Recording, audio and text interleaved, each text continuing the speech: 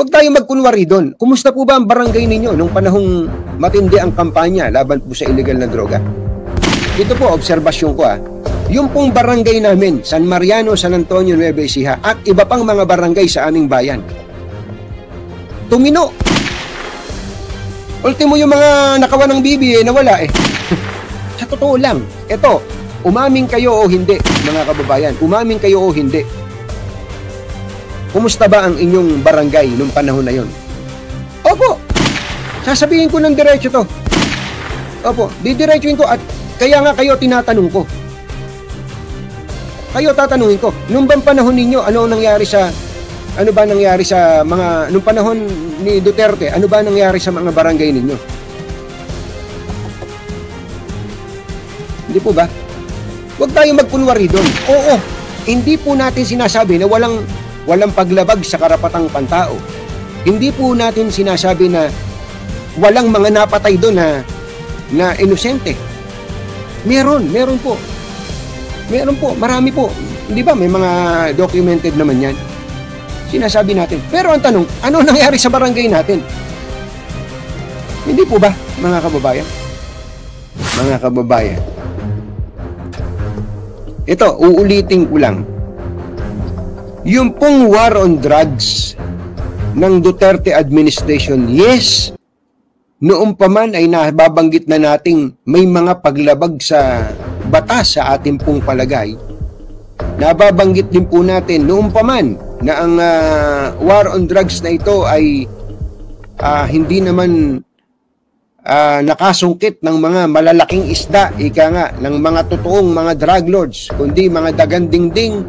Ang mga pinapatay ay mga nandidiyan sa mga kalsada. Pero sa totoo lang, ito, umaming kayo o hindi, mga kababayan, umaming kayo o hindi. Kumusta ba ang inyong barangay nung panahon na yon? Sige nga po. Yun ay tatanong ko. Opo, hindi po yun ay tatanong ko sa inyo. Kumusta po ba yung mga barangay ninyo?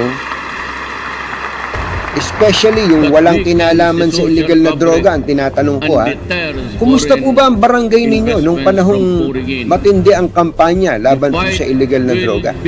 Unrelenting as it Opo, kayo po ang magsabi. Unrelenting. Kasi, kampo yan ang totoo pong sukatan, ng kung umayos ba ang ating mga pamayanan, umayos ba? Kayo po, kayo mismo, kayo pong mga mamamayan.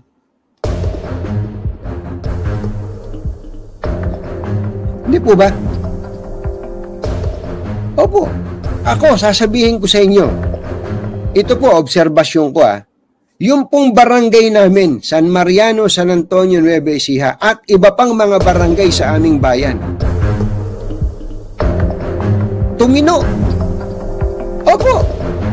Sasabihin ko ng diretso to. Opo. Didiretsuin ko at kaya nga kayo tinatanong ko.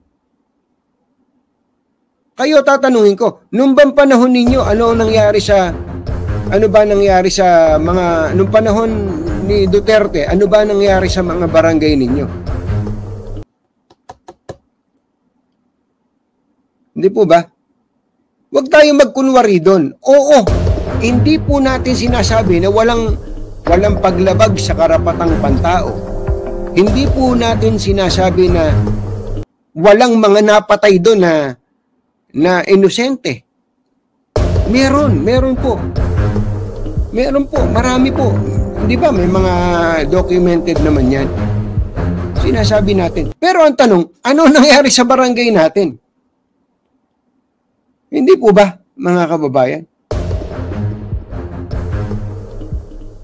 Ako, sinabi ko nga sa inyo, yung barangay nga po mismo namin. Yung barangay namin, ulitin ko, barangay San Mariano, San Antonio, Nueva Ecija. Tumino! Ultimo yung mga nakawan ng bibi, nawala Opo. Siguro nga, yun ang epekto sa tao ng takot, 'di ba? Natakot pati yung nawalan po ng lakas ng loob ang mga kriminal, nagumawa ng masama. Lamang ang nangyari po, meron talagang mga paglabag sa karapatang pantao noon. Meron po talaga. Wala tayong narinig noon kundi nanlaban, hindi po ba? Nanlaban. Pero ako kaya nga ganun po yung tanong ko sa inyo eh. Sa inyo ko po itinatanong eh. Mga kababayan, tinatanong ko kayo. Oo, maraming mga paglabag sa karapatang tao. Oo, meron ding mga taong napahamak. Dahil po sa war, kaya nga war on drugs na ito. Pero kumusta po ba barangay nyo?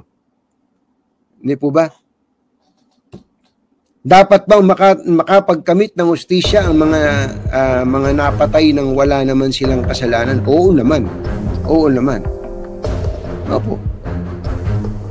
Kaya sinasabi ko lang dito, balansihin natin ang pagtingin doon.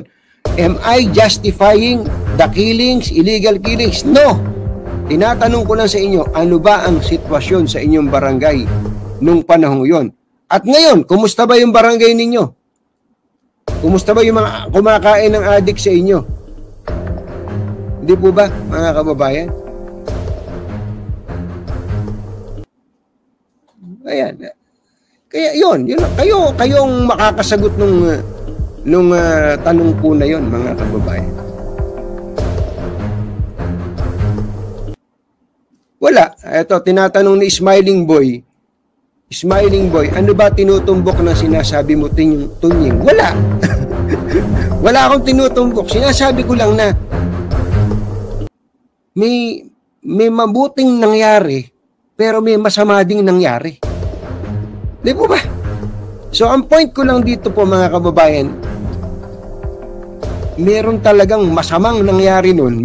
Pero ang tanong, meron bang mabuting nangyari o dinulot doon? Kaya nga kailangan laging dalawa ang pagtingin natin dyan eh.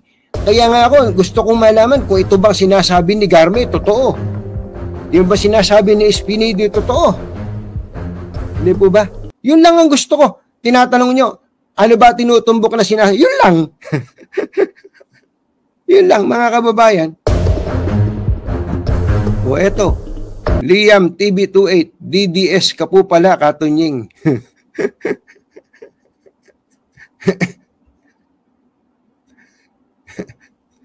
Hindi ba?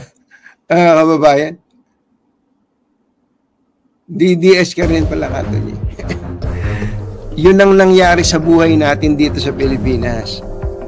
Kapag alam niyo po ang naging buhay ko dito, especially ako, babanggitin ko lang as an example yung sarili ko. Halimbawa, meron po akong sinabi na wari baga anti-Duterte, anti-Sara o anti-Digong. Ang sasabihin sa akin, wala kang utang na loob, Tunying. Pagka naman meron akong binanggit na siguro may bahid ng sabihin na nating pag-acknowledge dun po sa mga nagawa ni Pangulong Duterte. Ano po? Ano sasabihin sa akin? DDS ka! DDS ka! Yan ang buhay natin ngayon, mga kababayan. Opo. Yan ang buhay natin ngayon. May masabi kang pabor laban sa kabilang panig.